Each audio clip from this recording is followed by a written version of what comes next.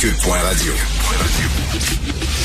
Le commentaire de Félix Séguin, un journaliste d'enquête pas comme les autres. Hey Félix, toute une histoire qui était sortie ce matin avec Éric Thibault et Marc Sandreski. J'espère que je prononce bien son nom. Alors, pour avoir la paix dans le nord-est de Montréal, à Rivière-des-Prairies, Pointe-aux-Trembles, on sait qu'il y a des fusillades, les résidents là-bas ont peur. Donc, la police est allée voir la mafia. Je t'en parlais souvent en disant, quand est-ce que la police va aller voir la mafia pour leur demander de calmer le jeu? Ben voilà, c'est fait. Est-ce que Félix est là? Félix, est-ce que je suis en train de parler dans un tuyau de poêle où il m'écoute, là? Il m'entend fort bien. Mais souvent, on parle avec Félix et je lui dis, la meilleure façon de calmer le jeu là-bas, ça doit être d'aller voir la mafia puis de leur demander d'aller voir les petits gars, là, d'un gang de rue qui sont tout énervés, qui sont des têtes brûlées, qui veulent monter rapidement dans l'organisation, qui se mettent à tirer partout en disant, hey, toi, là, tu vas te calmer, OK, là? Tu vas te calmer le jeu. Alors, je disais ça à Félix, puis je sais pas si ça se fait tout ça. Et là, ils ont fait enquête, le bureau d'enquête, et effectivement, il y a des policiers qui sont allés voir un gars du clan Rizzuto, qui lui, c'est le spécialiste de la rue. J'imagine que c'est lui qui fait le lien avec les gangs de rue. Puis on dit, tu vas calmer tes troupes. Salut, Félix. Salut, mon Richard. Salut. Ben oui, en fait, c'est assez inusité comme technique, mais ça s'est vu dans le passé. On dit que c'est inusité parce que ça ne se voit pas souvent.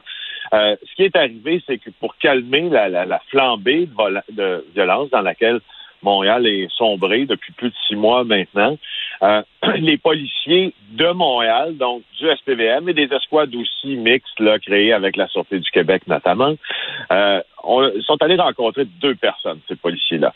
D'abord, David Barberio. Ce gars-là, son surnom, c'est Baldy. Tu as raison de dire que c'est le boss de la rue. Parce que dans la hiérarchie mafieuse, ça te prend évidemment des patrons pour chaque couche d'activité criminelle. Lui, vraiment, Barberio, c'est le boss de la rue. Il y a quelques semaines, il s'est même fait tirer dessus près de son domicile qui est situé à Laval. Okay. Il s'est fait passer le message, Barberio, qu'il devait absolument s'arranger pour mettre de l'ordre dans le monde interlope. Pourquoi Barberio? Parce que tu t'en doutes, s'il contrôle la rue, il est plus près des armes, il est plus près des guns, il est plus près des jeunes qui font des jobs de bras, si tu veux. Et souvent, ce sont des gens de gang de rue qui font des jobs de bras. Alors, lui, il est bien placé comme interlocuteur pour ces gens-là. Et tu vois, selon nos sources, là, le message qui a été transmis à Barberio valait pas seulement pour lui, mais pour vous aussi, son principal partenaire d'affaires, un gars dont je t'ai parlé à plusieurs reprises, qui s'appelle Marco Pizzi. Barberio puis Pizzi, là, c'est un tandem important dans le nord-est de la métropole, à Laval aussi. On a consulté des documents là, au bureau d'enquête, puis c'est très clair dans ces documents-là que ces 2 personnes-là ont une capacité opérationnelle dans la rue qui est plus élevée, qui est plus importante que les autres groupes. Donc, quand je te dis qu'ils ont une capacité d'intervenir, c'est en adéquation directe avec leur importance dans la rue, parce que les autres contrôlent les stupéfiants dans Rivière-des-Prairies, un des quartiers les plus toughs présentement à Montréal, mais où la mafia est impliquée, puis où les Hells Angels sont impliqués aussi. Tu vas poser souvent la question, Richard, pourquoi ils font rien? Les mafieux. Pourquoi ils sont-ils capables de faire quelque chose? Puis s'ils font quelque chose, est-ce que ça va calmer le jeu?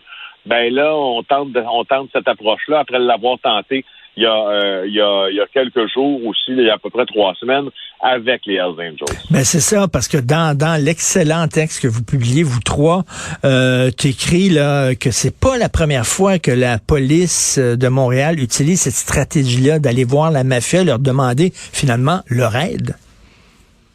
Non, c'est arrivé dans le passé. Moi, je vais te dire dans quelles circonstances c'est arrivé aussi dans le passé. Il y a une anecdote que je raconte souvent qui est très intéressante. Quand, au cours des années 2015-2016, je ne sais pas si tu te rappelles, mais les autorités de santé publique à Montréal avaient mis une mise en garde qui s'adressait aux consommateurs d'opiacés et à leurs proches aussi. Et le message était celui-ci. Il y a un mauvais lot d'héroïne en ville présentement. ne la consommez pas seule. Quand vous consommez, ne consommez pas seule parce que on voit une recrudescence des overdoses. Et les overdoses on a pu les lier directement, justement, à cette mauvaise cargaison d'héroïne arrivée à Montréal. Il semble que c'était justement des stupéfiants qui provenaient de Toronto par un vendeur semi-indépendant, si l'on veut. Alors, qu'est-ce qui est arrivé à ce moment-là? Je te raconte ça. Les policiers sont allés voir Andrew Scopa. Andrew Scopa qui, pour histoire, là, a été ma source pendant de nombreuses années, était connu comme le plus important trafiquant d'héroïne là, qui officiait principalement dans le parc extension. Puis on lui aurait dit, là, Andrew, on sait que c'est pas ton stock là qui fait faire des overdoses aux gens dans la rue, mais il va falloir que tu t'arranges pour que ça sorte d'ici. Et lui, selon les prétentions de la police, lui sentant venir un peu la chaleur en se disant, écoute, il faut que je fasse sortir tout ça d'ici parce que sinon, ça va tomber sur moi à un moment donné. Il s'était arrangé, ça, je ne sais pas de quelle façon.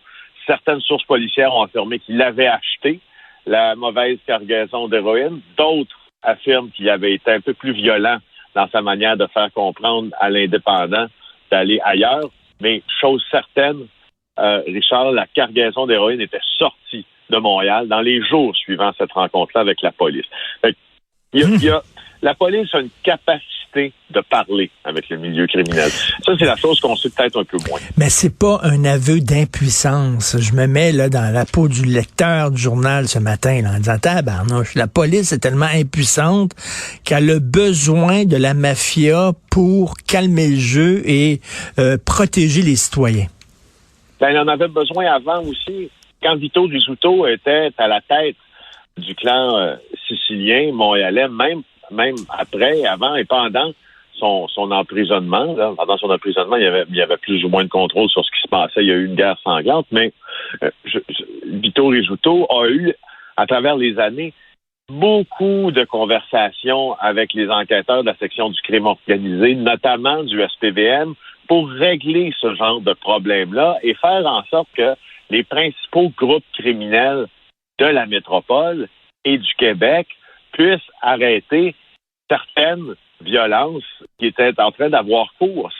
Moi, je ne le vois pas comme ça, Richard. Je ne le vois pas comme ça. Quand on est un policier qui couvre le crime organisé, et puis qui enquête là-dessus, on a aussi un pouvoir de contrôler le paysage criminel quand on a l'écoute et l'oreille des dirigeants de la mafia. Puis qu'est-ce que tu veux? Okay. Le crime organisé, il va toujours en avoir. Alors, oui, non, ça c'est ça. OK, mais je te pose une question là que beaucoup de gens se posent en lisant votre texte ce matin. C'est une business, la mafia. Hein? Une business, ça te rend pas service pour rien. Quid pro quo, là, OK, je vais te faire ça, je vais t'aider à calmer le jeu et à protéger les gens. En retour, vous faites quoi? Vous fermez les yeux sur certaines de nos opérations? C'est ça qui est le deal qui se fait? Écoute. Là, l'autre partie du deal, il n'y a jamais un policier qui va te dire qu'il promet à un criminel une telle affaire. Ça, c'est dans la théorie. Dans la pratique, par exemple, le mafieux sait très bien que si lui, en tout cas, il pense, puis Andrew Scopa l'a pensé à plusieurs reprises et il avait tort de le faire. Lui, ce qu'il pense, c'est que, je les ai aidés dans cet aspect-là de leur lutte au crime, probablement qu'ils vont me laisser tranquille. Exemple, dans le cas d'Andrew Scopa, cette pensée magique ne s'est pas avérée du tout, puisque après qu'on lui a demandé ça, ou même pendant qu'on lui a demandé ça, il était sous enquête dans le projet Estacade pour avoir caché des centaines de kilos de cocaïne dans la tour des Canadiens à Montréal, et il s'est arrêté en 2017. Donc, je te le dis, là, moi j'en connais beaucoup de policiers qui couvrent le crime organisé, là, c'est du monde habile pour naviguer là-dedans, je te jure, parce que tu peux pas faire de promesses à un mafieux. OK, autre question. Pourquoi il a fallu que les policiers aillent voir la mafia pour dire calmer le jeu, parce que toutes ces fusillades-là, ça n'aidait pas la mafia. La mafia, c'est une entreprise, ils veulent faire des affaires, c'est pas bon pour la business. Puis il semble qu'ils auraient dû agir avant que la situation soit telle que la police aille leur demander de l'aide. C'est parce que c'est pas leur premier recours aussi. Là. Souvent, les policiers font ça en se pinçant le nez. parce qu'ils préféreraient sortir les armes de la rue puis les criminels de la rue eux-mêmes. Non, mais la mafia elle-même, comment ça se fait que la mafia elle-même a attendu que les policiers allaient les voir pour mettre de l'ordre là-dedans, parce que c'était pas bon pour eux autres là, non plus là, que ça se tire comme ça dans la rue? Ben, ça, c'est la grande inconnue de du dossier de la violence par arme à feu à Montréal. On a supputé là-dessus, toi et moi, de nombreuses reprises. Pourquoi la mafia s'est pas occupée de ça plus rapidement? Moi, je suis assez persuadé, sans en avoir la preuve tangible, qu'il y a des tentatives qui ont été faites parce que tu l'as dit, c'est très mauvais pour les affaires.